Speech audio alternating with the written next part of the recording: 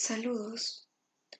Nos encontramos estudiando la unidad 1, denominada matrices, determinantes y vectores cartesianos dentro de la materia de Física Matemática 1.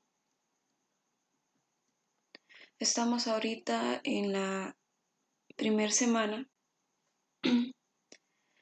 del lunes 17 al sábado 22 de agosto, y corresponde en esta semana estudiar los subtemas que se pueden apreciar en esta guía de estudio. El 1.1, hacer una introducción. 2.2, matrices y determinantes. Tipos de matrices, álgebra matricial, determinantes, inversión de una matriz, autovalores y autovectores de una matriz. Se ha sugerido llevar un estudio de los siguientes libros. De este libro, Mathematical Methods for Physics and Engineering, ¿sí? De Riley, Hobson, el de Arfken y el análisis vectorial de Murray Spiegel. Esos son los libros que se ha sugerido que pueden estudiarse. Principalmente vamos a tomar de base el de Arfken y pueden ayudarse con los otros dos libros o con cualquier información que busquen en internet. Si vamos a revisar el programa de la asignatura, deja bastante tiempo en las siguientes semanas para ver las aplicaciones de las matrices y los determinantes en la solución de ecuaciones lineales, por ejemplo, y otras aplicaciones. Entonces, en esta semana es reconocerlas, reconocer los determinantes, reconocer las matrices, y la otra semana pasaríamos a aplicar.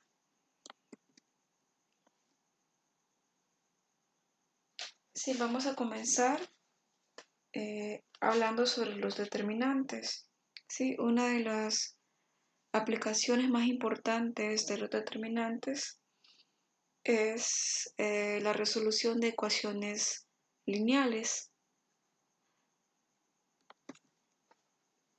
Sí, de ecuaciones lineales homogéneas. Entonces, uno de los objetivos de estudiar los determinantes es poder establecer una condición, ¿sí? Al establecer una condición para la existencia de una solución no trivial a un sistema de ecuaciones lineales homogéneas. Entonces, ¿cuál es una solución trivial? Por ejemplo, tengo este sistema de ecuaciones lineales. La solución trivial sería que x1 es igual a 0, x2 es igual a 0 y x3 es igual a 0. Bueno, se puede resolver este sistema de ecuaciones aplicando la idea de determinantes. Ese es uno de los objetivos principales de los determinantes. Encontrar esas condiciones, ¿sí? Para una solución no trivial de ese sistema de ecuaciones. Entonces podemos iniciar por acá. ¿Sí? Podemos expresar esa serie de ecuaciones utilizando una notación vectorial. Si lo hacemos así, escribiríamos las incógnitas x1, x2 y x3 en una fila, ¿sí? Denotado así, notación vectorial. Esto pasa a ser un vector x con sus componentes, de lo que recordamos de física 1 o de los cursos anteriores. Esto es un vector x, va a tener estas componentes x1, x2 y x3, y lo mismo hacemos para los coeficientes.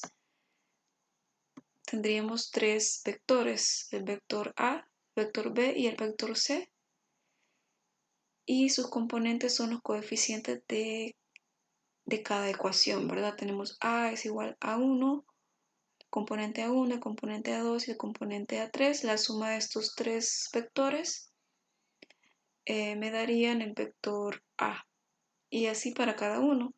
Entonces, escribiendo estas incógnitas y coeficientes con notación vectorial, puedo pasar de este sistema, lo puedo escribir de esta forma, ¿sí? Estas tres ecuaciones las puedo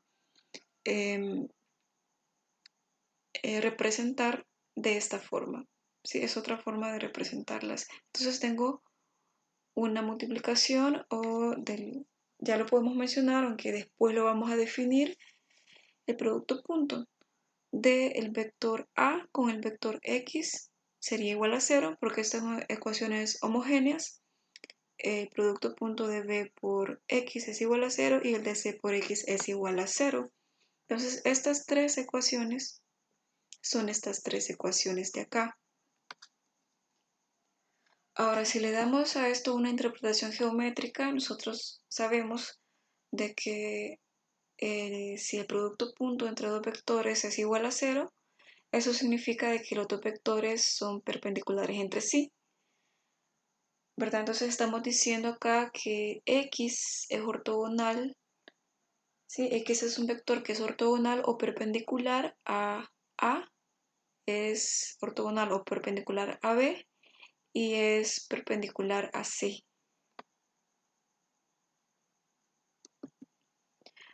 Sí, aquí lo podemos imaginar. Solo poniendo un ejemplo, podría ser, ¿no? Tengo el vector A, cada una de estas componentes, A1, A2 y A3, están ubicadas en los ejes. La suma de ellas me dan el vector A y este es perpendicular a X. Por ejemplo, si fuera este vector, esta flecha rosada. Bien, eso es para irnos imaginando, ¿no? Irle dando la interpretación geométrica en la medida de lo posible.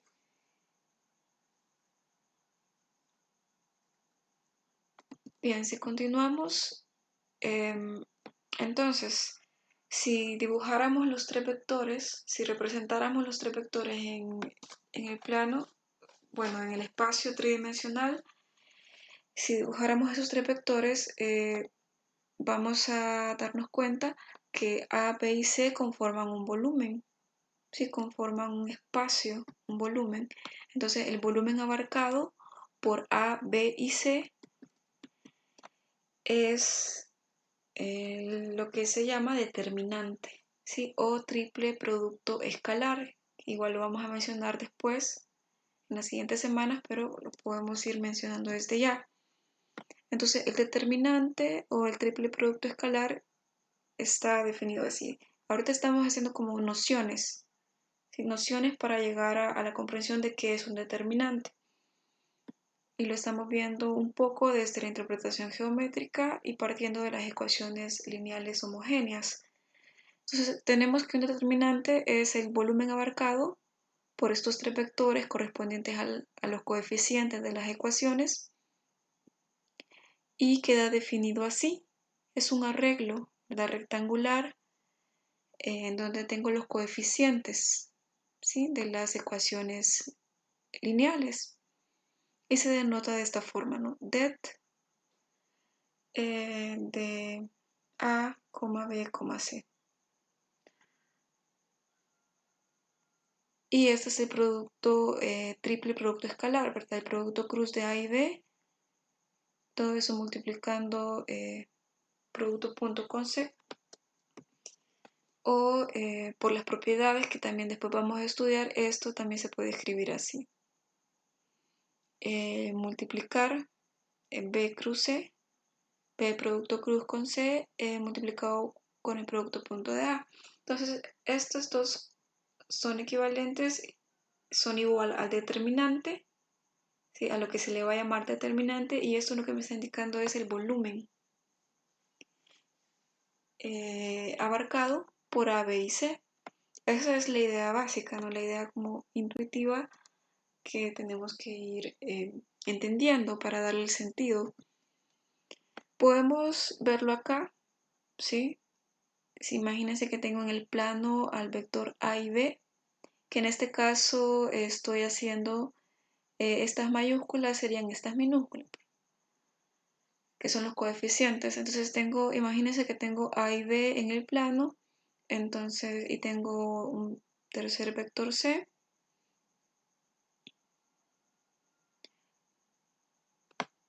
Entonces el producto cruz está esquematizado acá, ¿sí?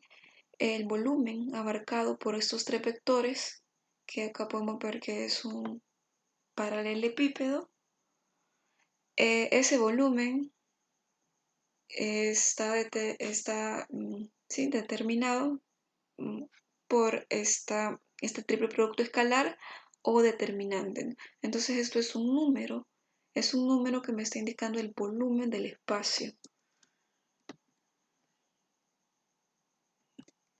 Bien, antes de continuar, conviene que recordemos algunas cosas sobre los vectores linealmente dependientes o linealmente independientes. Si recordamos esto, un conjunto de vectores es linealmente independiente si ninguno de ellos puede ser escrito con una combinación lineal de los restantes. Es decir, acá tengo estos tres vectores, ¿sí? A, B y C. A, B y C. Y si ocurre de que este vector A, por ejemplo, puede ser una combinación lineal de B y C, o viceversa, o B puede ser una combinación lineal de A y C, etcétera. Si eso ocurre, entonces decimos que no son linealmente independientes. Hay que recordar eso. Por ejemplo, en el plano tridimensional, en R3, tenemos el conjunto de vectores 1, 0, 0, 0, 1, 0 y 0, 0, 1. Entonces, este conjunto de vectores es linealmente independiente, ¿sí? Porque si ustedes lo observan, no hay manera de que yo pueda combinar ningún par para generar el tercero, ¿no? Por más que los sume, los reste, haga todo, cualquier combinación, cualquier combinación lineal no voy a poder obtener el tercero. Entonces decimos que son linealmente independientes. Mientras que, por ejemplo, estos otros vectores, ¿sí? 2, menos 1, 1, 1, 0, 1 y 3, menos 1, 2, no lo es, ¿verdad? No es un conjunto linealmente independiente. ¿Por qué? Si ustedes pueden ver acá, el tercer vector es la suma de los dos primeros. Si recordamos esta parte. Entonces, si yo sumo 2 más 1, eso es 3. El segundo elemento o la segunda componente, menos 1 más 0, menos 1. Y el tercer elemento, 1 más 1, 2. Entonces, al sumar estos dos me da el tercero, ¿no? Este es una combinación lineal de estos dos. Decimos que entonces no son linealmente independientes. ¿Qué significa esto? ¿O por qué es importante más bien recordar esto, tener presente esto? Si los vectores son linealmente independientes, los coeficientes deben ser cero. Geométricamente, dos vectores son independientes si no tienen la misma dirección. Sí, vamos a decir que geométricamente dos vectores son independientes si no tienen la misma dirección. Por ejemplo, A y B, que están acá dibujados. Este vector A y este vector B son independientes porque no están en la misma línea. ¿Qué significa eso geométricamente? Que se va a conformar un área. Entonces, es de irnos imaginando. Si estuvieran estos sobre la misma línea, no podrían conformar un área. Entonces, que sean linealmente independientes significa de que van a conformar un área. Me parece que es una idea muy sencilla de ir captando. Ahora, si comparo tres vectores, Si en el espacio tridimensional tres vectores son independientes, si y solo si no están contenidos en el mismo plano vectorial. Si están contenidos en el mismo plano, entonces no son independientes. Si son independientes, lo que significa geométricamente es que van a conformar un volumen. ¿Cómo lo podemos ver acá? Tengo que A y B están en el mismo plano, pero C está en un plano diferente. Si C estuviera en el mismo plano que A y B, no serían linealmente independientes y no podrían conformar un volumen. Lo único que podrían hacer al comparar es alguna superficie, ¿no? Pero no un volumen. Acá también podemos ver en esta imagen, apreciar, estudiar cuáles serían linealmente dependientes, cuáles serían independientes. Por ejemplo, U y B y W están en el mismo plano. Estos tres vectores no serían independientes, ¿no? Porque los tres están en el mismo plano. Ahora, si comparo solo U y B en un plano bidimensional, pues sí serían linealmente independientes porque no tienen la misma dirección, ¿verdad? Ustedes pueden ver acá el vector U en la flecha azul y el vector V en la flecha verde. Si comparo, por ejemplo, el vector U y el vector J, tienen la misma dirección. Tienen sentido opuesto, ¿verdad? Pero están en la misma línea, tienen la misma dirección, entonces no son linealmente independientes. Y así puedo ir imaginando lo que significa geométricamente.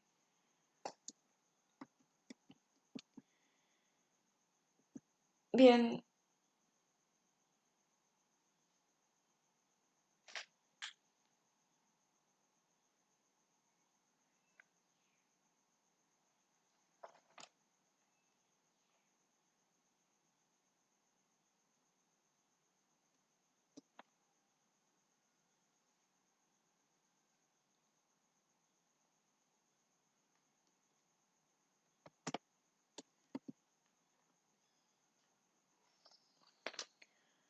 bien, entonces acá para seguir con esta noción intuitiva, no sé si vieron el video de la sesión anterior.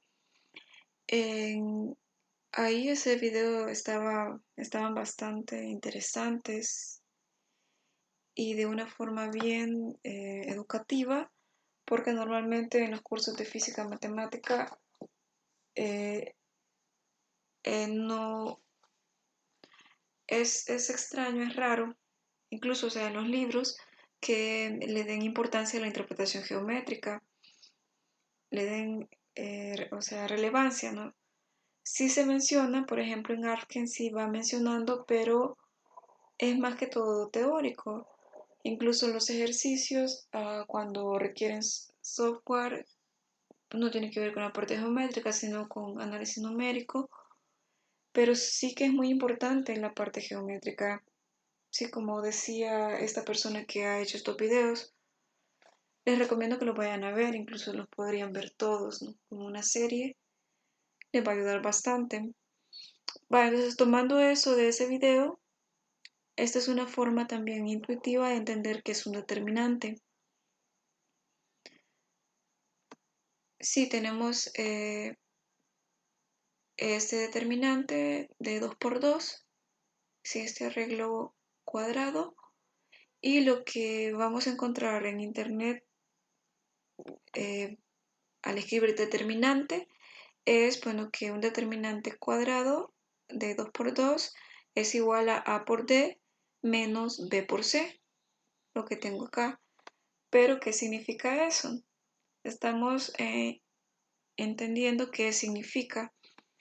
Entonces, como aquí estamos en dos dimensiones, en el plano 2R, tenemos que esto va a significar un área, ¿sí? En este caso sería el área amarilla, el área de este paralelogramo. que recuerden, en 3 dimensiones se vuelve un paralelepípedo. Entonces acá sería el área de este paralelogramo. Esta área está dado por este determinante. Entonces, si lo vemos así, podemos entender cómo es que surge. Tenemos este rectángulo, ¿sí? Que está aquí cercado por estas llaves. Este rectángulo tiene una determinada área, ¿verdad? Lado por lado. Y estoy viendo acá que tengo estos dos, bueno, antes de eso, ¿no? Tengo estos dos vectores, ¿no? Que son los que están acá.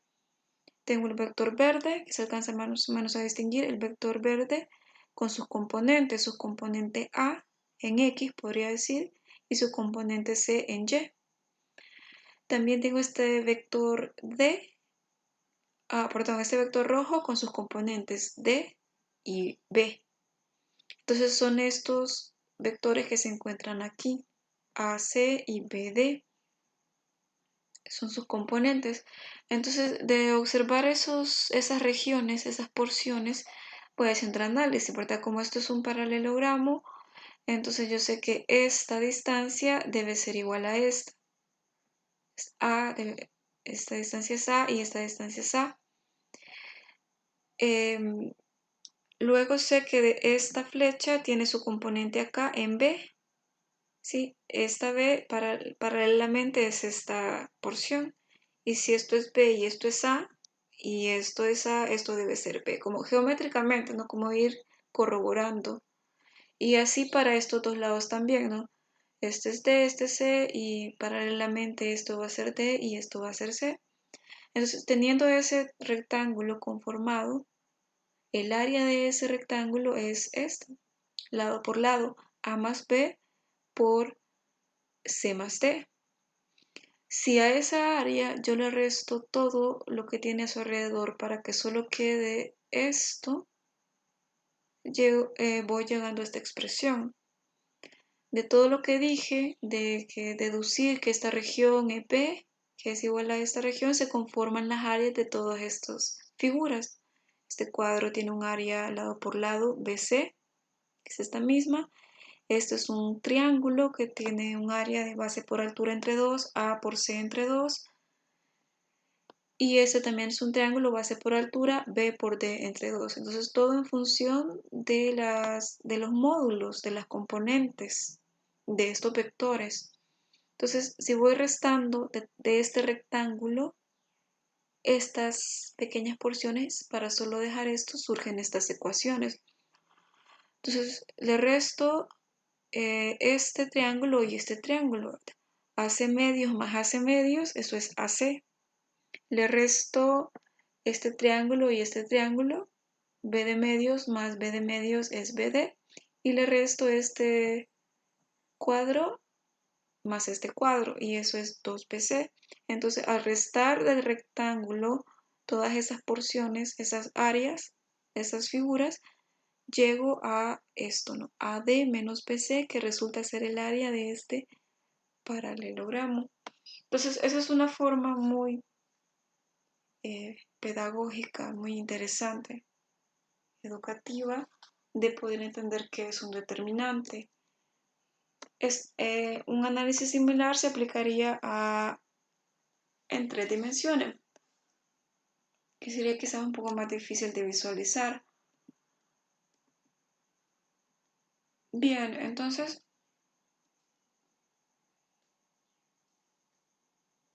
hemos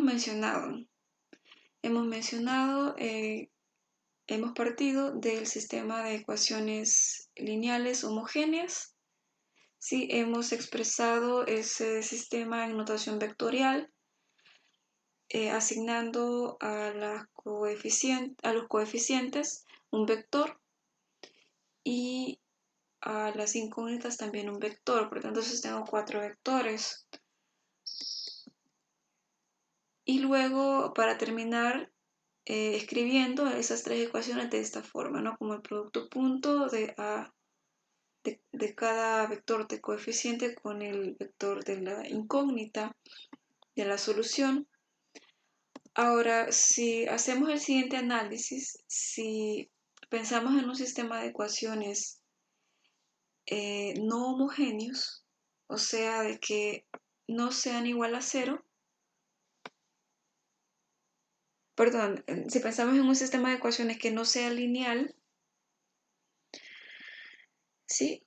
Que no, si C se encuentra en el plano abarcado por B y A, o sea, si este vector rojo no estuviera ahí, sino que estuviera abarcado en este plano por A y B, entonces estamos diciendo, lo que ya recordábamos antes, que C es una combinación de A, sería una combinación de A y B y por tanto no serían linealmente independientes, ¿verdad? De lo que, del recordatorio que hicimos, eso ya está claro. A y B que estos tres vectores no son linealmente independientes. De ahí observamos esto, ¿no? Que X y A es igual a 0, esta manera de expresar estas tres ecuaciones, y de aquí podemos recordar lo que ya mencioné antes, de que si el producto punto entre dos vectores es igual a 0, significa que los dos vectores están perpendiculares. Entonces, esta A está perpendicular con X. Supongamos que aquí podría estar X, ¿verdad? En esta flecha amarilla. Dice que X también es perpendicular a B. Entonces, como está acá, X sería perpendicular a B. Y dice que X sería perpendicular a C. Entonces, como hemos hecho la suposición, ¿verdad? Que dice acá, de imaginar que C está en el plano. Entonces, de ver eso, sí podemos llegar a esta expresión. Si ustedes se fijan, también recordando de lo que es el producto cruz, si yo tengo acá A y B y los multiplico vectorialmente, o sea, hago el producto cruz, la dirección de ese producto, o sea, C igual a cruz B, la dirección de C va a ser dada por la regla de la mano derecha. Ahorita si ustedes recuerdan eso, entonces de alguna forma yo sé que la solución de las ecuaciones, bueno, geométricamente debe ser proporcional a el producto cruz, ¿sí? No sé si lo miran, ¿verdad? ¿De dónde sale eso? Entonces, aquí no hemos definido bien todavía qué es un determinante, solamente vamos como geométricamente interpretando y dando algunas nociones. Como estas son ecuaciones homogéneas, ¿sí? Aquí esto es igual a 0, igual a 0, igual a 0. Yo puedo multiplicar toda la ecuación por una constante de forma arbitraria y no pasaría nada. Entonces, lo único que me importa podrían ser las razones entre las soluciones, entre las incógnitas. Sí, entonces llegaría a esa expresión x1 entre x3 sería igual a esta resta a2b3 menos a3b2 entre a1b2 menos a2b1, y de igual forma me quedaría acá análogamente x2 entre x3 tengo esta ecuación. Entonces ahorita solamente la hemos puesto así, luego la vamos a estudiar un poco más. A esto se le llama la regla de Cramer, y sería la regla de Cramer para tres ecuaciones lineales homogéneas. Y si tengo ecuaciones lineales no homogéneas, o sea que aquí no es 0, sino que es un valor, es otro coeficiente, entonces tengo, ¿sí? Por ejemplo, tomando el ejemplo más simple, que sean solamente en dos dimensiones, ¿sí? Tomando así, a1x1 más a2x2 igual a a3, y esta segunda ecuación, entonces tengo también la regla de Cramer para dos ecuaciones lineales no homogéneas. Entonces vemos que esto que está acá son determinantes. A3b menos b3a2 es un determinante, y lo que está abajo también es un determinante.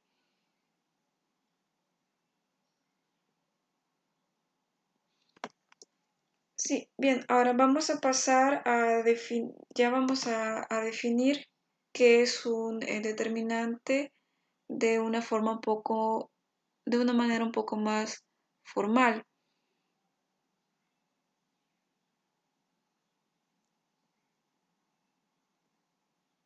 Sí, antes de definir formalmente un determinante, vamos a considerar algunas,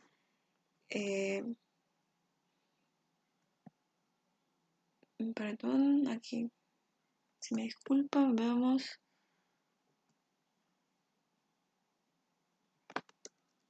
Vaya, antes de definir formalmente un determinante, con todo lo que hemos dicho en las nociones e interpretaciones geométricas, más o menos, vamos a mencionar algunas cosas.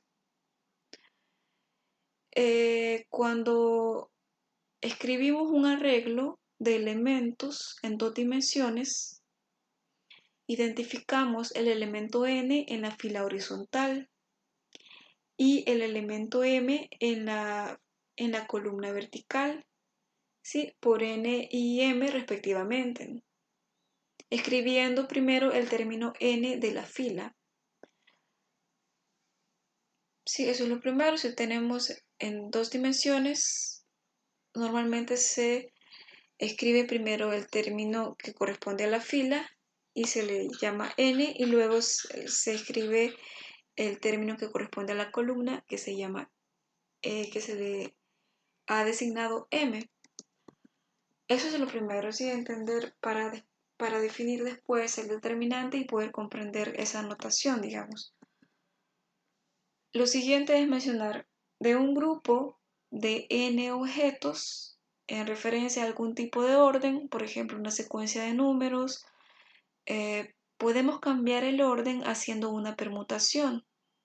El número total de permutaciones que son posibles es n factorial. Y n factorial es esto. Es n por n-1, por n-2, por n-3, hasta llegar a 3, 2, 1.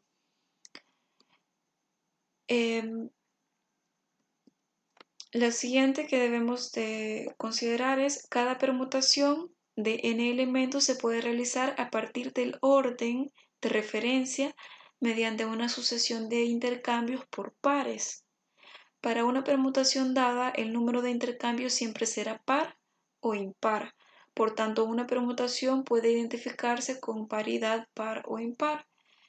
Entonces, si vamos haciendo un cambio, si por ejemplo en este 1, 2, 3, 4, y vamos cambiando el orden, pasamos este 1 para acá, sería 2, 3, 4, 1, y si hacemos la siguiente permutación, este para acá sería 3, 4, 2, 1, así sucesivamente. Entonces solo pueden ocurrir dos tipos de permutaciones, ¿verdad? Que sea par o impar.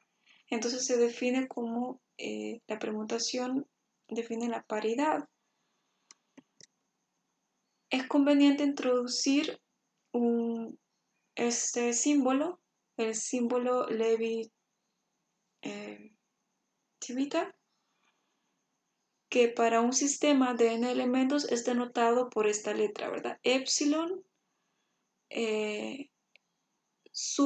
con un subíndice y j y a veces y también suele ser k, ¿verdad? Entonces donde cada subíndice me está indicando una dimensión. Entonces donde acá lo dice, ¿no? Donde epsilon donde el símbolo de Levi tiene n subíndices dependiendo de los n elementos que tenga el sistema. Entonces, si es un determinante, por ejemplo, de grado 3, entonces tendría 3 subíndices. Si es un determinante de grado 2, tendría aquí 2 subíndices. Y acá me da a que es igual, ¿no? Este símbolo lo que me está dando es el signo de los elementos, en este caso de un determinante. Entonces, si las permutaciones que se pueden hacer son pares, el símbolo es igual a 1, positivo.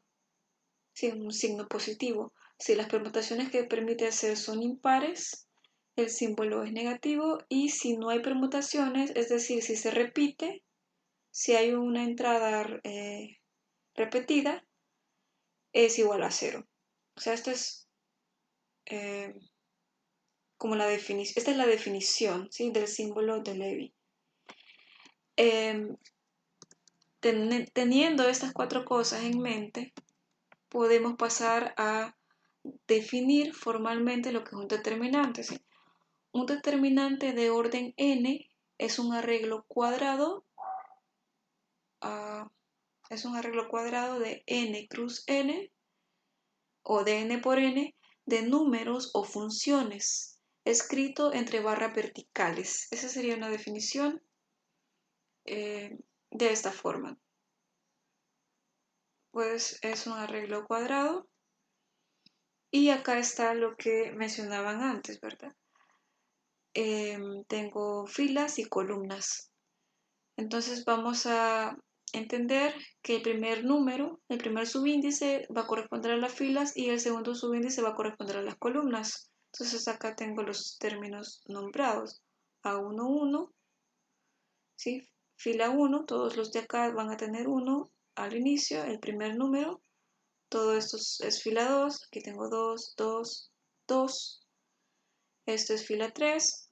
Entonces hay que detenernos un momento a ver eso para como memorizar esa parte para no confundirnos. Luego las columnas. Sí, estas son las columnas dadas por el segundo número. Entonces toda esta columna va a tener 1 en el segundo número, toda esta columna va a tener 2 acá, y así hasta la última, digamos que es n. Entonces este término es nn. El determinante de grado n tiene un valor que es obtenido mediante. ¿Cómo es obtenido este valor? Este es un arreglo de números, pero al final esto es un número, un solo número, un número específico. ¿Cómo se obtiene? Vamos a considerar de lo mismo que dijimos antes, de las consideraciones dichas antes, vamos a mencionar estas siguientes consecuencias. Todos los productos n factorial que se pueden formar eligiendo una entrada de cada fila de tal manera que una entrada provenga de cada columna. Eso es lo primero. O sea, todos los productos que se puedan formar deben de cumplir de que una entrada, o sea, un elemento de estos, de cada fila corresponda a una columna. Sí, luego la segunda consideración, asignar a cada producto un signo que corresponda a la paridad de la secuencia en la que se usaron las columnas, asumiendo que las filas se usaron en una secuencia ascendente. Ya lo vamos a ver. Esto es para ver el signo de cada producto. Y lo tercero es sumar con los signos asignados los productos. O sea, estas 3 cosas permiten encontrar un determinante. Teniendo esas 3 cosas, llegamos a esta expresión para encontrar el determinante. La sumatoria, ¿sí?, del producto de estos 2 elementos, A1i por A2j, ¿verdad? Es como subíndices. Y el signo de este producto es el símbolo, ¿verdad? El símbolo de Levy. Sí, entonces vemos que tenemos las filas, ¿no? Esto corresponde a las filas 1, 2, y luego lo demás, y J corresponde a las columnas.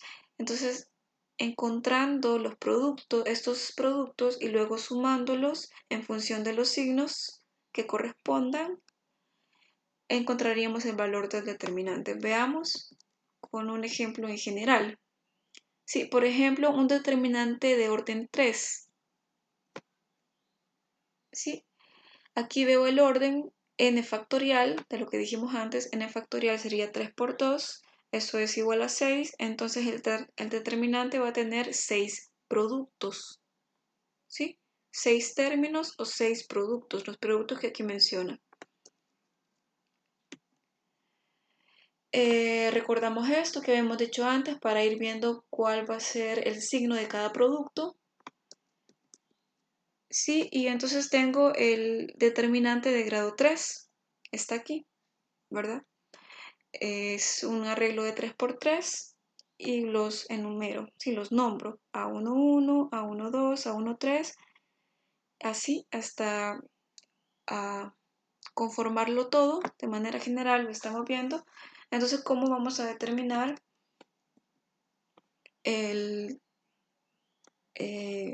a obtener el determinante?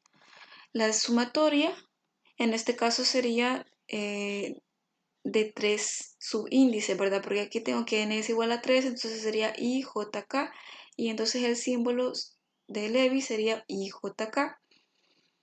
Sí, esto que está acá. Luego, los productos también serían 3.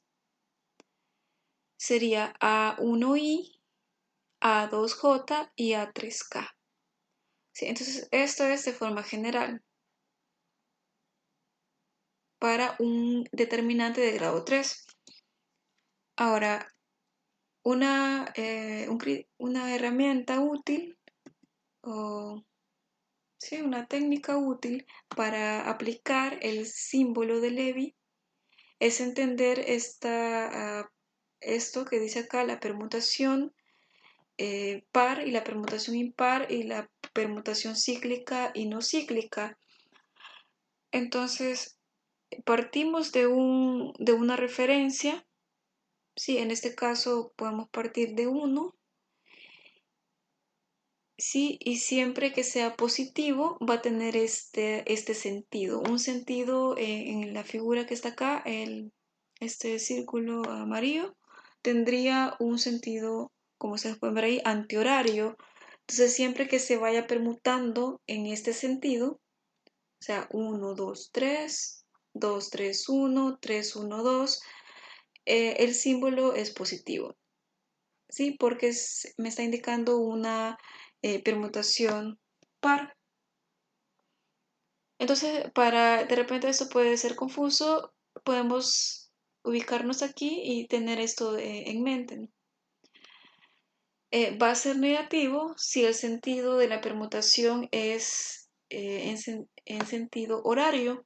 Entonces tendría 3, 2, 1, 1, 3, 2, 2, 1, 3, sería el signo negativo. Entonces vamos a ver.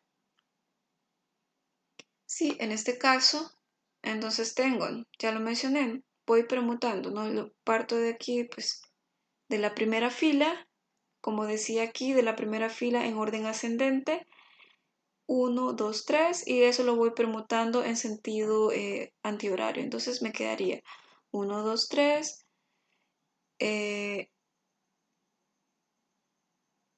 perdón, sí, 1, 2, 3, de ahí 2, 3, 1, como pueden ver aquí, 2, 3, 1 y 3, 1, 2. Entonces esos, los términos que me queden acá van a ser positivos en estos tres casos y van a ser negativos cuando haga este análisis. Me puedo partir de cualquiera, de 2, 1, 3, 1, 3, 2 y 3, 2, 1, y esos serían negativos. Entonces son 6, o sea, esto ya lo tenía de antemano, ¿no? Como el determinante es de orden 3, n factorial es 6, entonces tienen que salir 3 términos. Yo puedo hacer el análisis para los demás y entonces si hago el análisis me doy cuenta que son 0, que se repiten. Por ejemplo, 1, 2, 1 no sería una permutación porque ahí se está repitiendo 1, 1. Eso es igual a 0, ¿no? Que sería este tercer caso. Vale, entonces ya tengo los signos de los productos, ya solo tengo que ir analizando estos productos y después sumarlos. ¿Cómo me quedaría? Sí, puedo tomar esto de guía. Sí, el 1, 2, 3 y acá tengo, ¿no? A1I, A2J y A3K. Recordemos que esta IJK es este que está aquí, ¿verdad? IJK, ¿sí? Esto. y JK. Entonces acá me quedaría el primer término, podría ser A11, que tengo aquí este 1 si siguen el mouse, A22 y A33. Solo voy sustituyendo y obtengo el primer producto. Entonces, ¿qué vendría a ser? A multiplicar. Estos son números, ¿verdad? Ahorita es de forma general para poder ir también memorizando las posiciones de cada uno de los elementos en función de las columnas y filas. Entonces tengo que multiplicar A11 por A22 por A33. Sí, y así voy con todos. Vaya, hagamos unos cuantos más. 2, 3, 1. Entonces aquí me quedaría, esos están fijos, ¿no? Las filas están fijadas. Lo que voy cambiando son las columnas, como decía acá. Entonces, cuando I valga 2, ¿sí? Cuando J valga 3 y cuando K valga 1. Entonces me quedaría el siguiente elemento, ¿no? A1, 2. Ustedes pueden ir corroborando. A1, 2, A2, 3, es este 3, y A3, 1, es este 1 acá. Entonces así voy sumando, porque esto es lo que me está indicando aquí, esta sumatoria, ¿sí? Acá voy sumando esto, el tercer elemento, y luego los negativos, ¿no? Que los sumaría, y como este es negativo, pues me quedarían restando. Y lo mismo, ¿verdad? La misma idea, solo voy sustituyendo acá el 2, el 1 y el 3 para el primer elemento. Entonces me quedaría A1, 2. Si ustedes comparan, ¿sí? Este término J sería A2, 1. Y este término K aquí sería A3, 3. Y ese es el primer, es este término, ¿verdad? Vale, entonces, si ya lo hacemos después con números, pues ya multiplico, hago estos productos, los sumo y ya encuentro un número que sería el volumen, en este caso sería el volumen de un paralelepípedo em, que se ha formado por los tres vectores A, B y C. Perdón, por los tres vectores de los coeficientes, ¿verdad? De las ecuaciones lineales. Bien, veamos algunas propiedades de los determinantes. ¿Sí?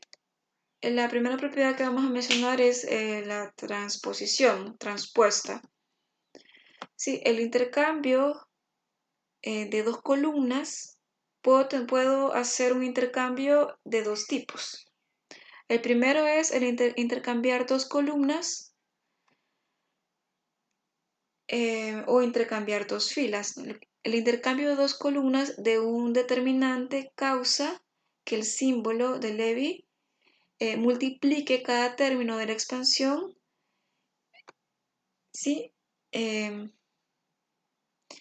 Y haya un cambio de signo, ¿verdad? Entonces, lo mismo es cierto para el intercambio de dos filas. Entonces, el primer tipo de intercambio que puedo tener en el arreglo es intercambiar dos columnas, intercambiar una columna por la otra columna, o intercambiar una fila por la otra fila. Y lo que dice aquí es que, únicamente va a cambiar el signo, ¿sí?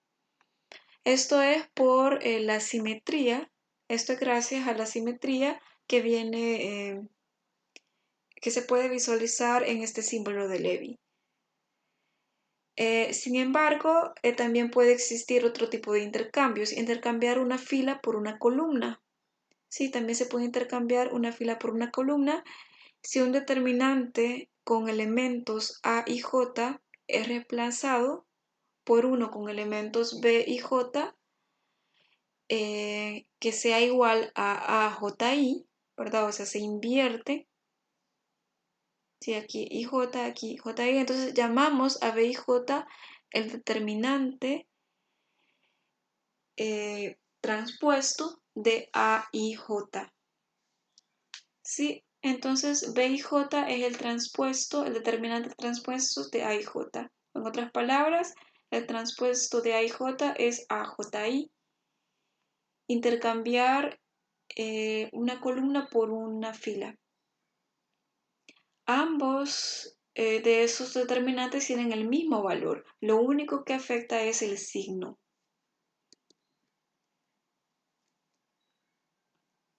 O sea, en resumen, diríamos, el intercambio de dos columnas o dos filas cambia el signo de los valores de un determinante.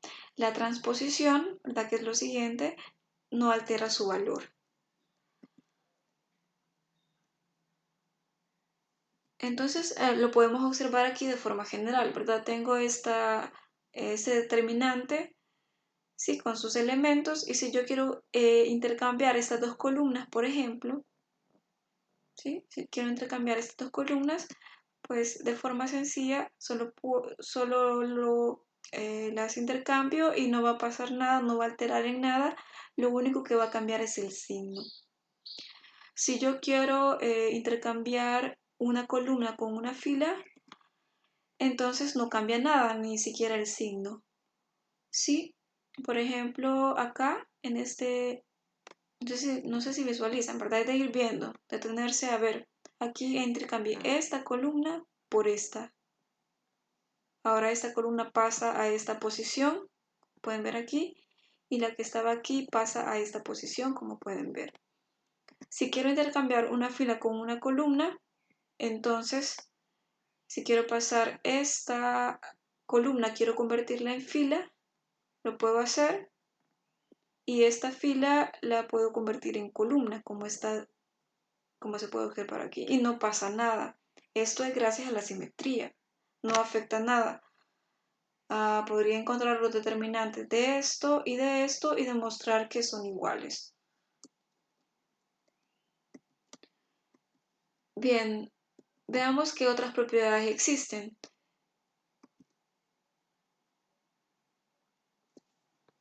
Sí, teniendo la definición aquí en mente del determinante, sí, la primera propiedad vamos a enunciarlas, ¿no? La multiplicación, aparte de la que ya dijimos, algunas otras propiedades importantes. La multiplicación de todos los miembros de una sola columna o una sola fila por una constante K, lo que produce es que el valor del determinante quede multiplicado por esa constante. Entonces, vean, es una propiedad interesante. Si yo multiplico una fila o una columna por una constante, lo que va a suceder es que al final el valor del determinante original va a quedar multiplicado por esa constante. Y aquí podemos ver un ejemplo, ¿no? Si todo este determinante lo estoy multiplicando por K, esto es equivalente a decir, a multiplicar una columna entera por ese K. Solo una. Podría ser esta columna, podría ser esta columna, o podría ser esta columna, o las filas, cualquiera de las filas, pero solamente una. La otra propiedad es, si los elementos de una columna o fila son en realidad sumas de dos cantidades, el determinante puede ser descompuesto en una suma de dos determinantes. Entonces, estas dos propiedades se pueden demostrar utilizando esta definición. Más o menos, si damos la idea, por ejemplo, acá, para la primera propiedad, yo tengo acá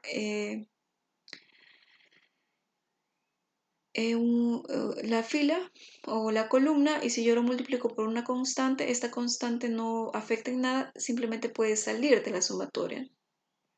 Y entonces es una manera de demostrar esto. Esto, ¿no? Que multiplicarlo por una columna es igual a sacarlo del determinante. La segunda ecuación también. Si ustedes ven acá, supongamos que una de estas filas que está aquí inmersa, en realidad es la suma de otros dos términos. Entonces yo puedo ir aplicando acá, separar esta sumatoria, ¿sí? Separar esta sumatoria y al final tener dos términos similares a esto y entonces serían dos determinantes. Se puede ir demostrando a partir de acá, solo entendiendo cómo se operan con las reglas para operar la sumatoria, ¿verdad? Es de ir a revisarlas, a recordar. Entonces, si los elementos de una columna o fila en realidad es la suma de otras dos cantidades, el determinante puede ser descompuesto en una suma de dos determinantes. Entonces, por ejemplo, acá, ¿sí? Si yo tengo este determinante en donde una columna es la suma de otros dos, A1, 1 más B1, A2, 1 más B2, A3, 1 más B3. Entonces, este determinante yo lo puedo descomponer de esta forma. Dejar esta columna, ¿sí? Y luego sumarle, separar los determinantes de esta forma. Entonces se puede comprobar también a partir de aquí, ¿verdad? Encontrar los factores, los productos y luego ver que esto va a ser igual a esto. ¿Qué otras propiedades, no? ¿Qué pasa si dos filas o dos columnas son iguales? ¿Sí? ¿Qué pasa si dos filas o dos columnas son proporcionales?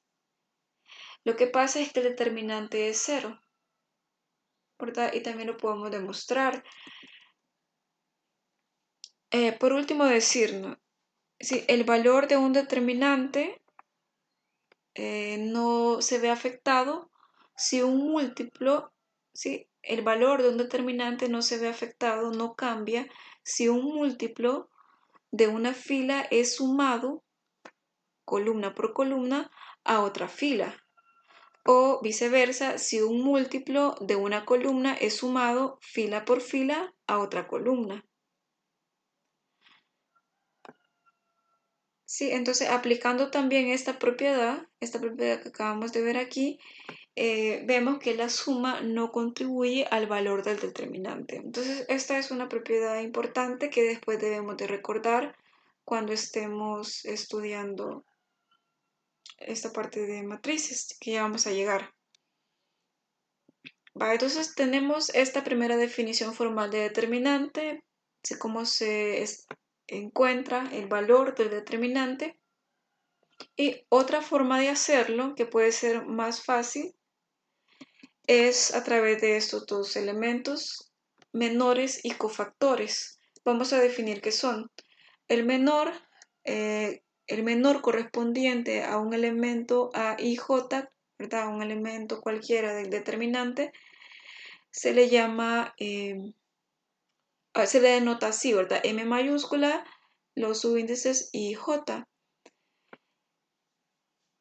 ¿Cómo se define? Es el determinante. El menor es el determinante de orden n-1 que surge de eliminar la fila I y la columna J del determinante original. Entonces, aquí está la definición clara. Si tengo un determinante de orden 3, el menor va a ser un determinante de orden 2, porque voy a haber eliminado una fila y una columna. Y así, ¿no? Ahora, cuando expandimos, o sea, cuando encontramos el determinante, ¿no? Cuando expandimos es cuando estábamos multiplicando los productos. Cuando expandimos, no utilizando esa definición, sino que utilizando menores, las cantidades a ser usadas son los cofactores de los elementos I, J. Entonces, ¿qué son los cofactores? Están definidos de esta forma. Menos 1 elevado a la I más J por el menor. ¿Sí? M sub I, J. Entonces, vean, aquí ya me va dando el signo, ¿no? Que va a tener cada elemento y me ahorro esta parte de analizar lo del símbolo de Levy, ¿no? Si encuentro un determinante por menores y cofactores, me ahorro esa parte. Entonces recordemos, ¿verdad? Si tenemos un determinante de orden n, ahora va a poder ser encontrado de esta forma. Esta es la segunda manera de encontrar un determinante, utilizando menores y cofactores. Sí, el elemento a y j por menos 1 elevado a la i más j por el menor. Y el menor es un determinante más pequeño, exactamente n menos 1, ¿verdad? Del original que era n. Vaya, vamos a ver un ejemplo. Este sí lo vamos a hacer con números, no de forma general. Vamos a desarrollar por cofactores del segundo renglón y calcular el valor del determinante d. Nosotros podemos elegir qué fila vamos a tomar de base, ¿no? No importa, cualquier fila que tomemos vamos a llegar al mismo resultado. En función del arreglo, uno puede elegir en cuál fila es más conveniente, ¿no? Cuál me ahorra más cálculos. En este caso, pues ninguna, porque no hay ceros acá. Entonces, si lo hacemos, desarrollamos los cofactores por la segunda fila o el segundo renglón, sería por esta fila. 4, 5, 2. Entonces tengo que encontrar los cofactores de esa segunda fila. Sí, si lo vemos de forma general, sería A2, 1, ¿sí? Fila 2, columna 1, A2, 2, fila 2, columna 2, A2, 3, ¿verdad? Fila 2, columna 3. Tengo que encontrar los cofactores de esta fila porque esa es la que estoy tomando de referencia, ¿no? ¿Cómo pues los encuentro? Acá está la definición, ¿sí?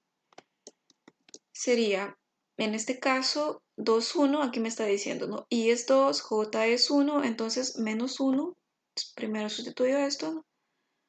2 más 1, menos 1 elevado a la 3, o sea que me va a quedar negativo.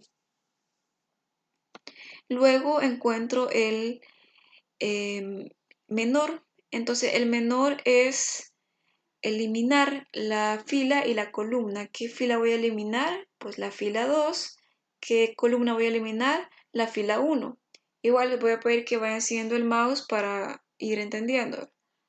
Si se elimina la fila 2, ¿sí? Aquí le podemos poner una línea. Si se elimina la fila 2 y se elimina la columna 1, porque estoy encontrando el primer cofactor, solo me va a quedar un determinante 2 por 2. Compuesto por menos 1, 3 y menos 3, 7. ¿Sí? Y esto es lo que está aquí. Menos 1, 3 y menos 3, 7. Y este determinante es mucho más fácil de resolver, ¿se recuerdan? Simplemente es en esta dirección, este por este, menos este por este. ¿Sí? Menos 1 por 7, menos 7, menos, y con este menos se hace más, 3 por 3, 9. Sí, menos 7 más 9, 2, pero como tengo este menos acá, me queda negativo. Y así para cada elemento. Veamos el siguiente. A2, 2. Voy a eliminar la segunda columna y la segunda fila y la segunda columna. ¿Verdad? Es aquí esta cruz que queda cabal en medio. Entonces me va a quedar el determinante 2 con la fila 2, 3 y la fila 6, 7. Y el signo me va a quedar positivo, ¿no? Porque sumaría I más J, 2 más 2, menos 1 a la cuarta, es positivo, ¿no? 2 más 2. Entonces, eliminando la fila y la columna, me queda lo que ya mencioné antes, 2 y 3, 6 y 7. Esto es más fácil, 7 por 2, 14, menos 18, 4. 14 menos 18, menos 4, ¿verdad? Y el tercer cofactor, A2, 3. También hagámoslo para que quede ahí, para que quede establecido.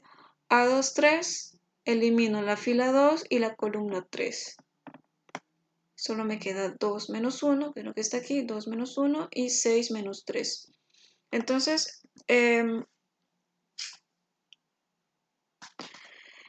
sumo 2 más 3, eso me da 5, esto va a ser negativo, ¿no? 3 por 2 menos 6, menos por menos hace más, menos 6 más 6, eso es 0. Entonces ya encontré los cofactores que hago después, acá me lo está diciendo, ¿verdad? Cada cofactor lo voy a multiplicar por el elemento IJ. Si ya encontré el cofactor, que es toda esa cantidad, ¿sí? Ahora lo tengo que multiplicar por cada elemento IJ y luego sumarlos. Entonces es muy sencillo, ¿no? Si este es A21, el elemento que voy a buscar aquí es A minúscula, ¿verdad? A21. Y así, este A22 va a ser este, A22 y A23, este. Entonces sustituyo acá, me quedaría A21 es 2, por el cofactor primero, que lo encontré acá en menos 2, más A y J, que ahora sería A22, 5, aquí lo observo, por el segundo cofactor, menos 4, aquí está, y el tercero, bueno, se hace 0, por este 0. Entonces eso me queda menos, hago los cálculos y me da el número menos 28. Entonces esa es otra forma de encontrar el valor de un determinante. Ustedes pueden elegir cuál ven más fácil. Vaya, vamos a continuar ahora mencionando algo retomando lo que dijimos al inicio sobre los sistemas de ecuaciones lineales. Sí, si tenemos ahora un sistema de ecuaciones lineales no homogéneos, o sea que aquí en vez de ceros hay coeficientes, h1, h2, h3, tengo el determinante que igual va a ser los coeficientes, ¿verdad? A1, A2, A3, aquí está el arreglo, B1, B2, B3 y C1, C2, C3. Entonces, ¿cómo puedo resolver un sistema de ecuaciones lineales utilizando determinantes? Lo primero que hago es partir, para empezar, con la primera incógnita, puede ser. Entonces multiplico el determinante por la primera incógnita, x1. ¿Sí? Entonces, recordemos las propiedades que ya habíamos mencionado, ¿no? Multiplicar el determinante por una constante, x1 es un número, es la solución que vamos a encontrar. Hacer eso equivale a multiplicar una sola columna por ese número.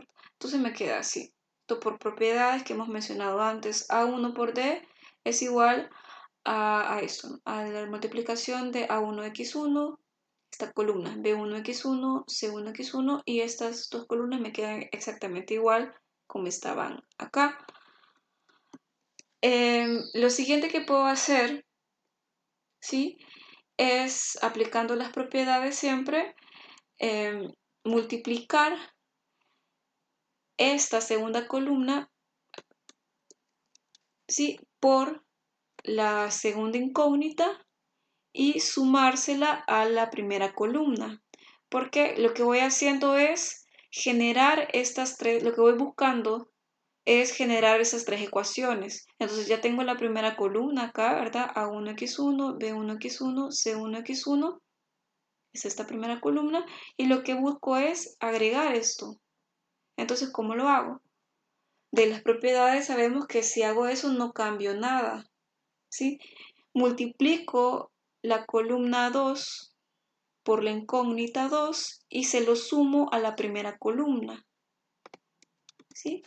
Lo mismo hago con la tercera, multiplico la tercera columna por la incógnita 3 y se la sumo a la primera columna. Entonces no estoy cambiando nada según las propiedades. Hay que ir a leerlas otra vez, a recordarlas. Entonces, teniendo eso así, observo lo siguiente, ¿no?, que es todo este número, ¿sí?, toda esta suma, aquí es la ecuación 1, es igual a H1. Todo este número es igual a H2 y toda esta ecuación, todos estos términos sumados, es igual a H3. Entonces escribo esto fácilmente de esta forma. Todos estos son números conocidos, recuerden que son coeficientes. Sí, son números. conocidos. Las variables x1, x2, x3 son los que no se conocen. Entonces, si el determinante no es 0, yo puedo hacer esto, ¿no? Despejo de acá el d, lo paso aquí, 1 sobre d, por esto. Haciendo un análisis similar, el mismo análisis, análogamente, bueno, no el mismo, pero sí similar para la constante x2 y para la constante x3, llego a las soluciones. ¿Sí? Haciendo la misma idea. Ahora en este caso, como lo que quiero encontrar es la coordenada x2, por ejemplo, veo que a donde voy a tener que formar las ecuaciones va a ser en la columna 2, ¿no? Obviamente, acá. Y me queda así. H1, H2, H3 se desplaza hacia la segunda columna porque lo que quiero es encontrar es x2. Y para x3 es lo mismo, ¿no? Si empiezo a hacer el análisis similar a x1, como la que quiero encontrar es 3, en donde voy a tener que formar, hacer llegar a esta expresión es en la columna 3. Entonces acá me va a quedar H1, H2 y H3. Entonces vean que esto es un comportamiento, ¿verdad? Aquí puedo generalizar. ¿Sí? Vemos que la solución para x y, ¿sí? Para cualquier cantidad de incógnitas es 1 sobre d veces un numerador obtenido reemplazando la iésima columna de d por los coeficientes que están al lado derecho de las ecuaciones. ¿Verdad? Esa es una manera de resumir lo que hemos hecho, ¿sí? La solución para x y es 1 sobre d veces un numerador obtenido, ¿sí?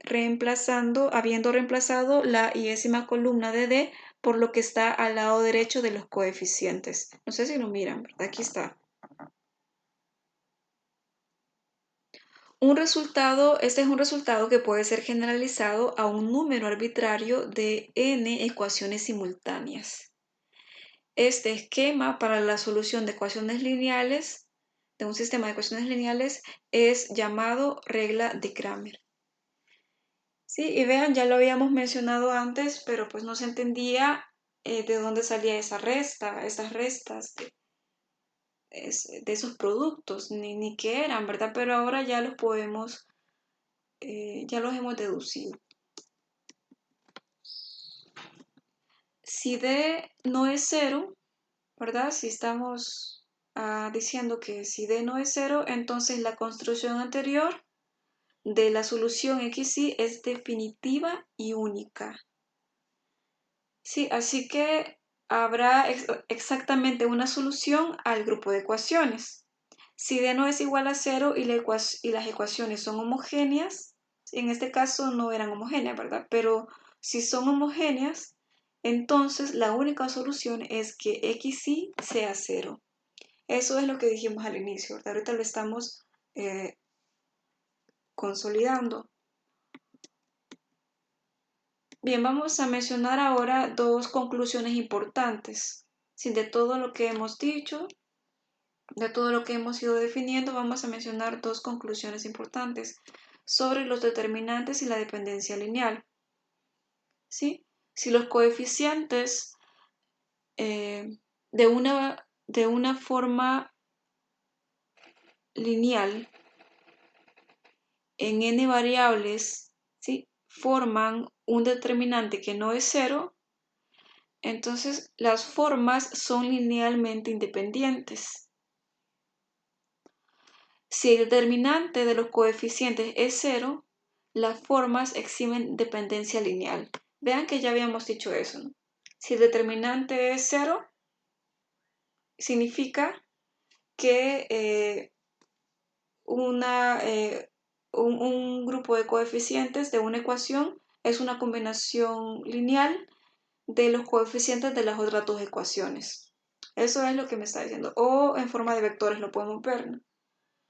Si el determinante es 0, significa de que un vector puede ser la combinación, es la combinación lineal de los otros dos vectores. La otra conclusión, las ecuaciones linealmente dependientes sobre eso. Un sistema de ecuaciones lineales homogéneas con n incógnitas, ¿verdad? Tiene soluciones que no son idénticamente cero, solo si el determinante de sus coeficientes se hace cero. Sí, también ya lo habíamos mencionado antes, ¿no? Si el determinante se hace cero para un sistema de ecuaciones lineales homogéneas, entonces los coeficientes deben ser cero. Sí, si el determinante se hace cero, esto habrá una o más soluciones que no son idénticamente cero y que son arbitrarias para escalar o para parametrizar, ¿verdad? Entonces podemos tener diferentes situaciones. Si tenemos sistemas de ecuaciones lineales que son linealmente dependientes, ¿verdad? O sea que lo que ya mencioné, ¿verdad? Si tenemos un sistema de ecuaciones linealmente dependientes, se pueden ocurrir varias cosas. Si son homogéneas, ya dijimos qué pasa, ¿no? Si no son homogéneas, puede ser que como son linealmente dependientes, puedo arbitrariamente elegir un set de coordenadas, un set de coeficientes y entonces dejar los otros dos en función de ese coeficiente. A eso se le llama parametrización, ¿verdad? Vaya, vamos ahora a pasar a la parte de matrices. Vamos a ir mencionando qué son las matrices.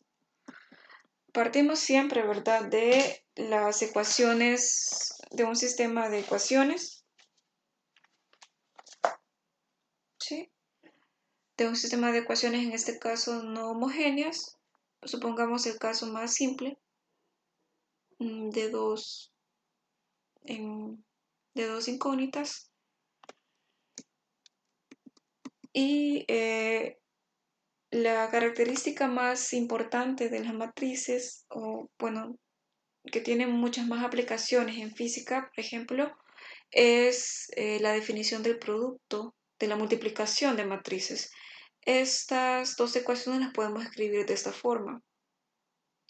Sí, tener los coeficientes A1, A2, B1, B2 y tener los vectores, los incógnitas como un vector. Acá, sí.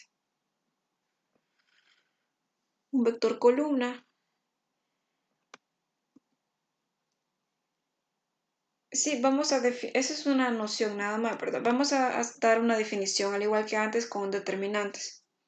Una matriz es un grupo de números o funciones en un arreglo rectangular o cuadrado. No hay limitaciones, ¿verdad?, inherentes en el número de filas y columnas, o sea que no hay limitación ahí, pueden ser de cualquier tipo, cuadradas o rectangulares. Una matriz con m filas, ¿verdad?, que son las horizontales, recordando, y n, que son las verticales, o sea, las columnas, es conocido como una matriz m por n. Como ya acabamos de ver los determinantes, esto ya lo tenemos en mente. Habíamos dicho, ¿no?, que m es horizontal fila, n vertical columna. Entonces tenemos una matriz que se le llama de rango m por n. ¿Sí? Y los elementos de una matriz A en la fila I y la columna J son conocidos como los elementos IJ y que son escritos como A sub IJ, ¿verdad? Lo mismo que con los determinantes, ¿verdad? Eso ya lo tenemos. Sí, entonces aquí tenemos ejemplos de diferentes tipos de matrices, ¿sí? De diferentes tamaños, de diferentes rangos. Tenemos una matriz de dimensión 4 por 1, 4 filas, una columna.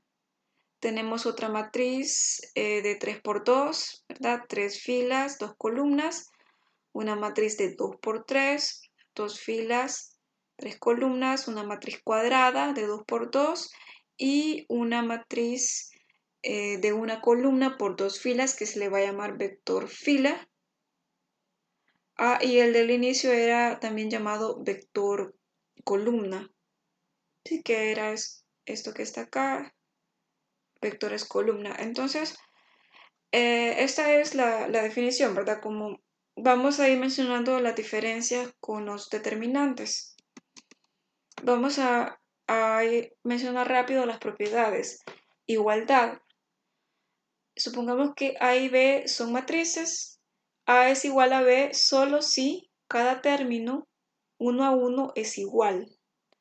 O escrito como ecuación si A y J es igual a B y J. Para todos los valores de I y J. Una condición necesaria, pero no suficiente para la igualdad, es que ambas matrices tengan las mismas dimensiones, ¿verdad? Obviamente. Si término a término tienen que ser iguales, ambas van a tener que tener las mismas dimensiones. Ambas ser cuadradas o ambas ser rectangulares en el mismo rango. Suma y resta.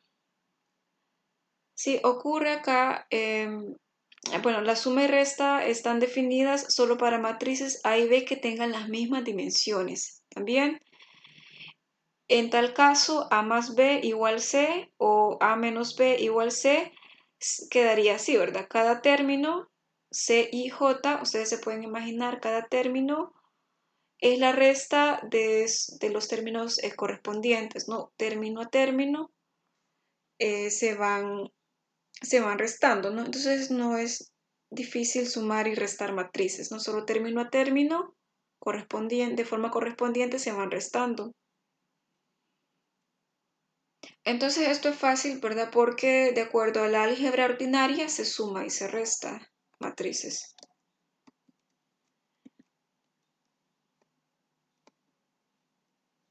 Vaya a comentar, quiero ver que, bueno, ya vamos a llegar a esa parte para mencionar una diferencia notoria con los determinantes.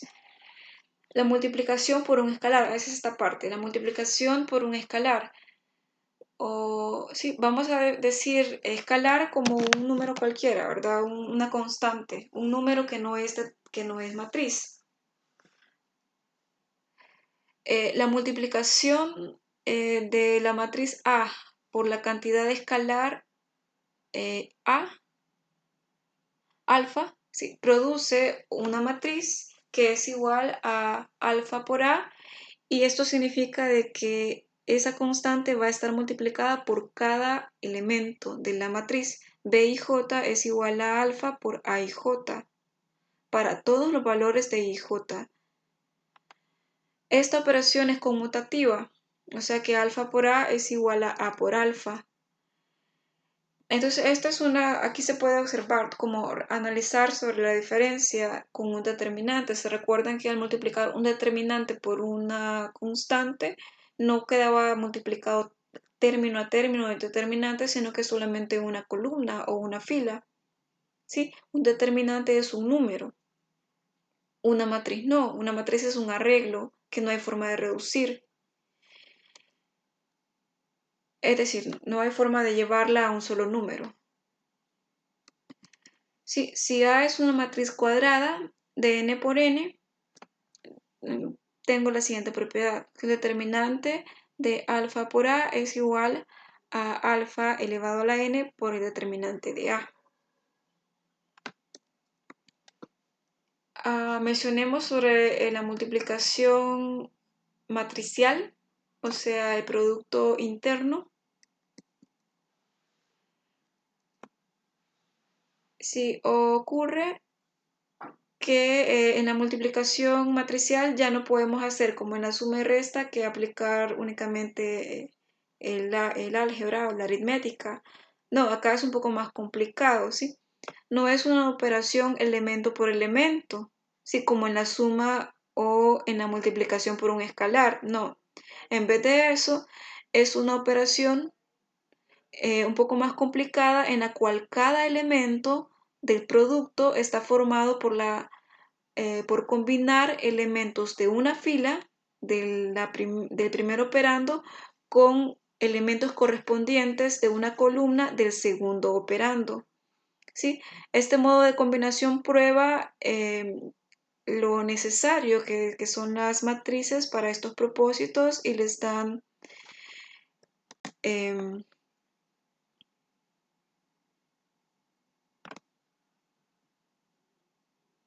sí, acá esto está de más.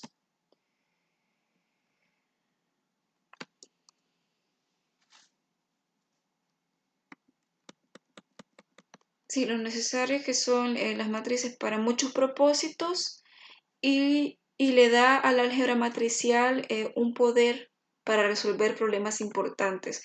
Es lo que les decía al inicio, que la definición de producto interno de multiplicación matricial es una de las características, de las propiedades más importantes de las matrices que permiten muchas aplicaciones dentro de la física y dentro de otras áreas.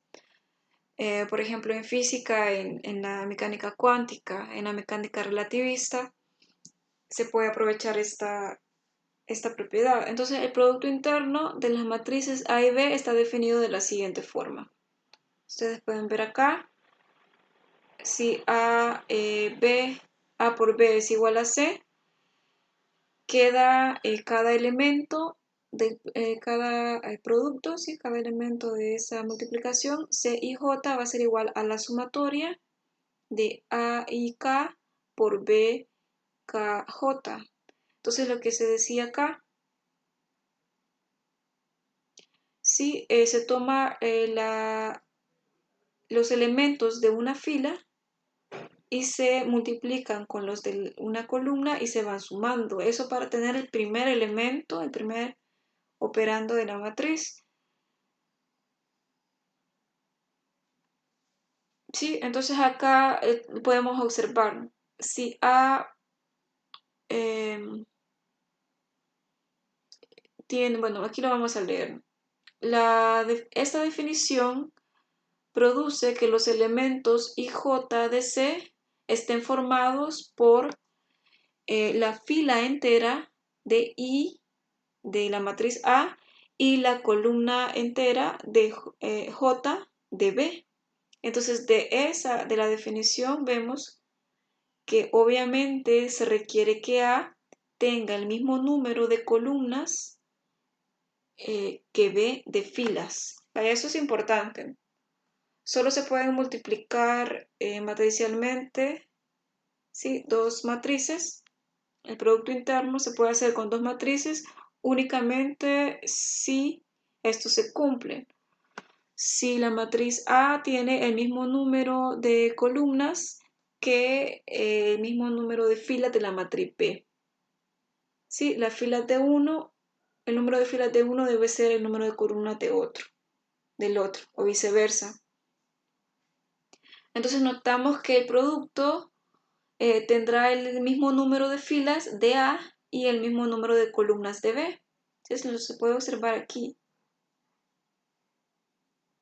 Tengo IK es la matriz A, KJ es la matriz B, multiplico matricialmente esos dos, entonces el resultado va a tener el mismo número de filas de A y el mismo número de columnas de B.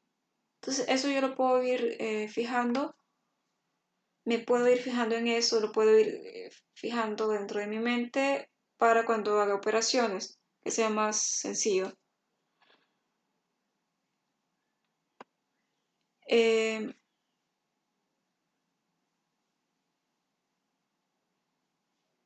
Dice, la multiplicación matricial está definido solo si estas condiciones se cumplen, ¿verdad? La suma de esta ecuación, ¿sí? Esta sumatoria se puede escribir, está sobre el rango de K desde 1 hasta N y explícitamente corresponde a esto. Si extendemos esto, ¿sí? si empezamos a hacer la sumatoria, si lo expandimos, pues es esto, es otra forma de escribirlo. A y 1 por B1J más A y 2 por B2J más, etcétera, hasta llegar a 1N por BNJ. Entonces vemos que tomamos una fila y la comparamos con toda la columna y así vamos haciendo ese producto. Esta es la multiplicación matricial, sí tiene la propiedad asociativa, sí cumple con la propiedad asociativa, no cumple con la propiedad conmutativa, ¿sí? No puedo decir que A por B es igual a B por A.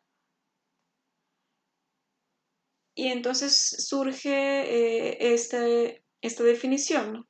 Debido a que no es una propiedad conmutativa, surge esta definición. Si A y B son cuadradas, a esto se le llama conmutador. A por B es igual a AB menos BA. ¿Sí? Esto es un conmutador que después vamos a retomar.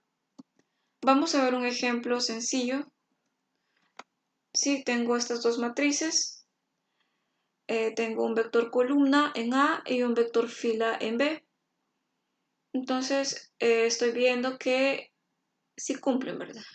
El número de columnas de una es el número de filas de la otra, 1.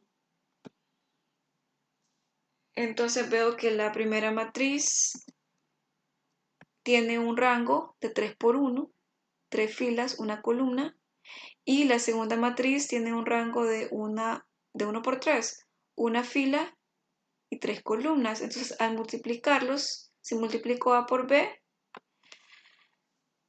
tendría un resultado de 3 por 3. ¿Verdad? Eso es lo que tengo que irme fijando ¿sí? En la mente. Y si multiplico B por A, tendría un resultado de 1 por 1, por lo que acabamos de decir anteriormente. Entonces, vean, no es lo mismo multiplicar A por B que B por A. Hagámoslo. El más fácil es multiplicar B por A. Tomo una fila y comienzo a hacer las operaciones uno a uno con la correspondiente columna. Entonces, B por A es sencillo. 4 por 1 más 5 por 2 más 6 por 3. ¿Sí? La primera fila con la primera columna conforman el primer elemento. Y como no tienen más filas ni más columnas, pues es un solo número. 4 más 10 más 18, 32. Si hago A por B, la misma idea, ¿no? Tomo la primera fila, que corresponde solo a 1, y lo voy haciendo por cada una de las columnas. ¿Sí? Es la misma idea de antes que acabo de mencionar. La primera fila es 1, por la primera columna es 4. Ese sería el primer elemento de la matriz. La segunda columna es 2. ¿Sí? Por... bueno, no, mejor termino para ser ordenado. 1 por 4 es 4, ¿verdad? 1 por 5 es 5. 1 por 6 es 6. Luego voy con la segunda fila. 2 por 4, 8. 2 por 5, 10. Voy llenando, ¿verdad? 2 por 6, 12. Y luego la tercera columna. 3 por 4, 12. Tercera fila. 3 por 5, 15 y 3 por 6, 18. Ahora, esto se complica cuando son de más, ¿verdad? Pero solo es ir teniendo ese cuidado. Mencionemos la matriz unitaria, otro tipo de matrices. La matriz unitaria, en donde en la diagonal está formado por unos, están ahí valores de 1 y en todo lo demás hay ceros. A eso se le llama matriz unitaria. Y se cumple que bueno, ahí sí es asociativo, ¿verdad? Y por A es igual a A por por 1. 1 por A es igual a A por 1 y eso es igual a A. Igual con la matriz nula, ¿verdad? 0 por A es igual a A por 0 y es igual a 0.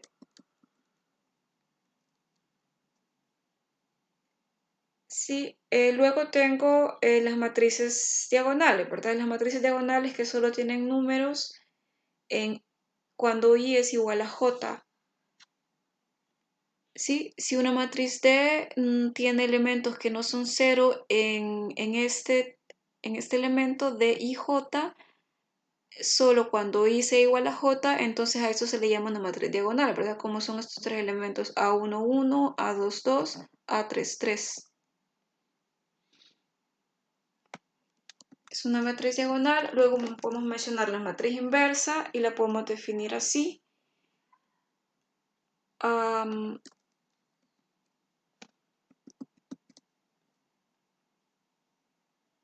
Si AB es igual a 1 y BA es igual a 1, entonces la matriz inversa queda expresada de esta forma. B es igual a A elevado a la menos 1 o 1 sobre A, en el inverso. Hay matrices, bueno, todos los elementos que conocemos, los números y pueden tener los números complejos, los números reales pueden tener un inverso multiplicativo. En las matrices no, ¿verdad? Pueden haber matrices que no tengan inverso, que no tengan matriz inversa. Entonces a esas matrices se le llaman matrices singulares. Bien, a continuación vamos a hacer un ejemplo de matriz, de obtener la matriz inversa de A. Es un proceso un poquito tedioso, o sea, hay que ponerle mucho cuidado para entender. Dice nuestra estrategia, tenemos esta matriz, ¿no? 3, 2, 1, 2, 3, 1, 1, 1, 4. Quiero encontrar la inversa. ¿Cuál va a ser la estrategia? La estrategia va a ser escribir lado a lado la matriz A y la matriz unitaria, ¿sí? Del mismo tamaño, ¿verdad? Obviamente, y desarrollar las mismas operaciones en cada una de esas matrices. Entonces, ¿qué operaciones se van a realizar? Lo que quiero hacer es convertir esta matriz en una matriz unitaria, hacer las operaciones necesarias para que al final acá me queden ceros y solamente me queden los unos en la diagonal. Esas operaciones que le haga a esta matriz A, se la voy a hacer también a la matriz que voy a llevar a la par, la matriz unitaria. Sí, de manera que al final la matriz unitaria habrá cambiado, va a tener ahí unos valores y esos valores van a ser pues la matriz inversa. Entonces hay de ir pensando cómo hacer para eliminar los términos que están acá, que se hagan 0 y para que estos términos se hagan 1. Es ir sumando, restando, sumando filas, multiplicando filas por una constante, restándoselas a otras y así. Vamos a comenzar. Escribo la matriz identidad unitaria. Entonces, ¿qué hacemos? Multiplicamos las filas las veces que sea necesario para hacer que todos los elementos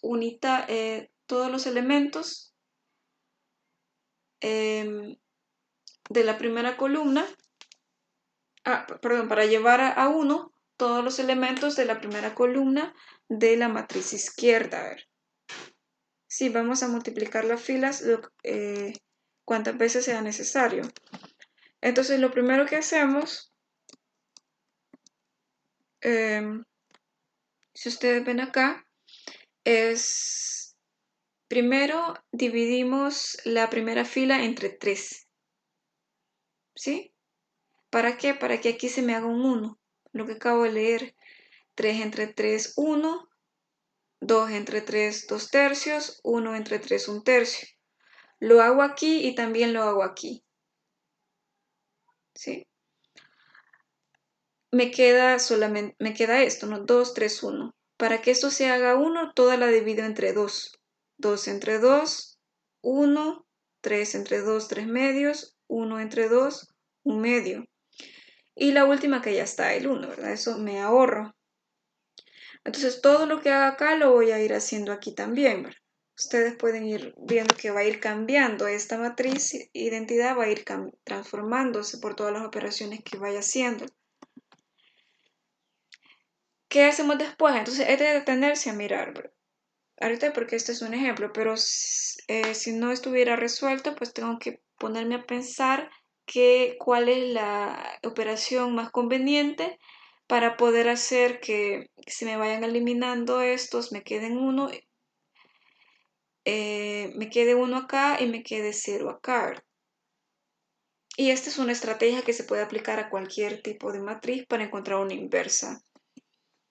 Lo siguiente es resto de la primera fila de la segunda, sí, y de las terceras filas. Entonces tengo esta matriz y resto la primera fila de la segunda. ¿Para qué? Si resto la primera fila de la segunda, voy a eliminar estos. Voy a eliminar 1 menos 1, me va a dar aquí 0. Y si luego resto la primera de la tercera, también, ¿verdad? Toda esta fila, de esta fila, 1 menos 1, 0. 2 tercios menos 1, 1 tercio. 1 tercio menos 4, 11 tercios. Sí, entonces ya voy, ahí ya me voy acercando. 1 acá, 0, 0. Sí, lo siguiente que hago, bueno, aquí he vuelto a poner la misma ecuación que tenía antes. Sí, luego observo, ¿no? Quiero después que esto se me haga 0 y que esto se me haga 0 también. Entonces lo mejor es primero llevarlos a 1. Si ustedes se fijaron, lo primero es llevarlos a 1 y después llevarlos a 0. Sí, luego dividimos la segunda fila, obviamente de ambas matrices, por 5 sextos. Sí, divido esta segunda fila entre 5 sextos. 5 sextos entre 5 sextos me da 1. 1 sexto entre 5 sextos me da 1 quinto. Ya hice acá 1. Luego dice que reste 2 tercios de veces esta segunda fila que acabo de encontrar, le reste 2 tercios de la primera fila y 1 tercio de la tercera fila. Entonces, haciendo eso, llego a esto. Ustedes lo pueden hacer ahí con más calma. Tengo esta fila y esta. Y finalmente, que ya casi lo logro, que ya solo tengo aquí 18 quintos, debería tener 1, acá debería tener 0 y acá debería tener 0. Entonces, de la tercera fila, ¿sí? De la tercera fila divido entre 18 quintos. Sí, para quitarme este 18 quintos divido toda la fila y como aquí ya tengo los ceros, me sale bien fácil, logro establecer aquí el 1. Luego como último paso para quitarme estos dos, ¿sí? 1 quinto de veces de la tercera fila se lo resto de cada una de las primeras 2 filas. ¿Sí? 1 quinto de veces de la tercera fila.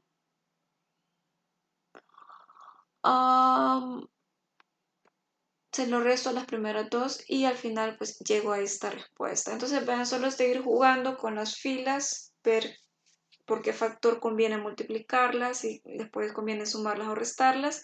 Y se recomienda hacerla con filas. Todas las operaciones que hice en un lado las hice en el otro y al final la matriz unitaria me queda así, súper diferente a esta matriz, sería la matriz inversa.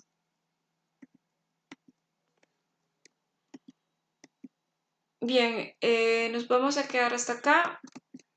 Acá menciona la derivada de los determinantes. Sí, en función de la definición de determinantes, como utilizando menores y cofactores, y también de haber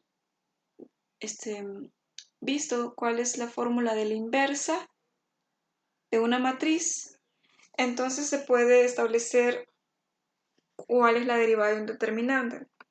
Me quedaría así la derivada parcial del determinante A, sí, en función del elemento, ¿verdad? A y J. Eso va a ser igual a esta definición que teníamos, ¿verdad? De determinante menos 1 elevado a la I más J por el menor. Y eso también puede ser igual a esto. Sí, que lo tomamos de unas lecturas adicionales que estaban ahí en el libro. Y aplicando la regla de la cadena, puedo llegar a esta ecuación 2.35 y encontrar las derivadas de los determinantes para tener en vez de números funciones y poder aplicar esas derivadas a todas las funciones. Nos vamos a quedar hasta acá porque todo lo que hemos dicho ha sido bastante. Y le voy a dejar una tarea opcional, ¿verdad? Les sugiero que hagan los siguientes ejercicios. Estos ejercicios son tomados de Arfkin. Ejercicios para practicar lo que hemos dicho esta sesión. Entonces, este fin de semana, el lunes, el martes, pueden hacer estos ejercicios para practicar. Es una tarea opcional. Si ustedes quieren, lo pueden entregar. Sí, si no, pues solo estudian ahí por su cuenta, como ustedes quieran. Y el miércoles continuaríamos viendo esta parte de matrices y ya resolveríamos, por ejemplo, un sistema de ecuaciones con matrices y veríamos demás aplicaciones de ambos, de matrices y determinantes. Eso ha sido todo por la sesión de hoy.